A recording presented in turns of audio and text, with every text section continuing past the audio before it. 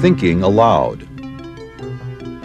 Conversations on the leading edge of knowledge and discovery with psychologist Jeffrey Mishlove.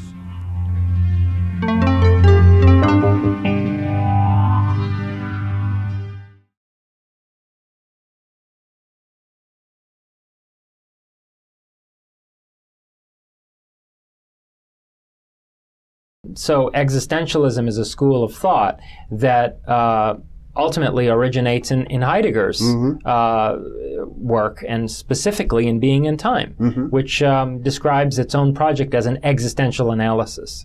So one of the features of this existential analysis is the identification of conscience, personal conscience. And we become most acutely aware of our personal conscience in what he calls a being towards death, when our very existence is threatened, when we're faced with an existential threat.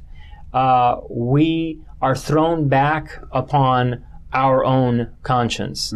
And we realize, hopefully, if we don't avert this call of conscience, if we don't try to silence our conscience or lose ourselves in one or another form of distraction, whether it's entertainmentism or the dogmas of a certain religion, in those moments we realize our radical differentiation from anyone else who can't decide for us how we're going to face that acute crisis. And it's important to note that when Heidegger talks about a being towards death, he's not talking about facing the cessation of function of our biological organism. He's talking about that nothingness that, let's say, Gautama Buddha describes as the disintegration of the personality. That might come only after many lifetimes. What he's trying to point to is the essential finitude of human existence, that our existence is finite. We are not these eternally abiding, self-identical Platonic souls. We are beings that are fundamentally conditioned by both a personal history and a social history. And our scope of possible action is to some extent predefined by the experiences that we undergo from birth, but also by the heritage of our particular culture. I mean, it's part of existential philosophy that each person has to confront their own death. And Heidegger is saying something a little different than that, though.